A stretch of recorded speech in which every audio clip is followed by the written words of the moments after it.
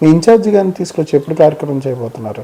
ఈ నిరసన కార్యక్రమాలు మొన్న ఏదైతే అక్కడ నర్సింగ్లో చేశారు, మళ్ళీ దాని మీద ఏం లేదు, ఏమైనా ఇక్కడ నిరసన కార్యక్రమాలు ఏం చేయబోతున్నారు ఇన్ఛార్జి గారితో? డెఫినెట్లీ సార్, మా ఇన్ఛార్జ్ ఎవరైతే కార్తిక్ రెడ్డి గారు ఉన్నారో ఆయన ఆలోచన విధానం కూడా ఇలాంటి వాటి మీద పోరాటం చేయాలి, ప్రజల పక్షాన్ని నిలబడాలి, ప్రజలకు మంచి చేయాలనే ఆలోచన ఆయనకి ఎప్పుడూ ఉంది.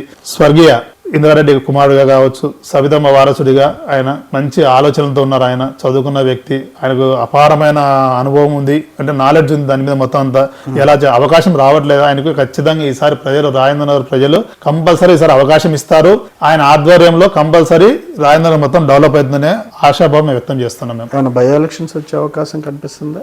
బై ఎలక్షన్స్ అనేది వస్తాయని అనుకుంటున్నాం సార్. మేమైతే కనుక సుప్రీంకోర్టు మీద మాకు విశ్వాసం ఉంది, సంపూర్ణ విశ్వాసం ఉంది. బై ఎలక్షన్స్ వస్తే కంపల్సరీ కార్తిక్ రెడ్డి గారు గెలుస్తారనే మాకు విశ్వాసం ఉంది. మాకు మున్సిపాలిటీకి సంబంధించి జిహెచ్ఎంసీ మీకు పార్టీకి సంబంధించి జిల్లా నాయకత్వానికి రాష్ట్ర నాయకత్వం ఎంతవరకు సమన్వయం ఉంది? సంపూర్ణ సమన్వయం ఉంది సార్. ఉండడం వల్లే వాళ్ళు కలిసి పనిచేస్తున్నారు మొత్తం అంతా. రాష్ట్ర నాయకత్వంతో మన జిల్లా నాయకత్వం ఏదైతే ఉందో కంపల్సరీ ప్రతి క్షణము సమస్యల మీద వాళ్ళు డిస్కస్ చేస్తున్నారు. మేము వారి దృష్టికి తీసుకెళ్తున్నాం. పలానా సమస్యలను తీసుకెళ్ళినప్పుడు వాళ్ళు చర్చిస్తున్నారు. మాకు అదే చెప్పాను, మాకు పై స్థాయి నుంచి అంటే కేటీఆర్ గారు కానీ, తర్వాత హరీష్ రావు సార్ కానీ, వీరందరూ కూడా మేము పోయినప్పుడు రెస్పాండ్ అవుతున్నారు, ఇమీడియట్గా అధికారులతో మాట్లాడుతున్నారు. ఇట్లా పలానా సమస్య ఉన్నది, ఇది వాళ్ళకు క్లారిటీ మీరు క్లియర్ చేయండి అని చెప్పి చెప్తున్నారు.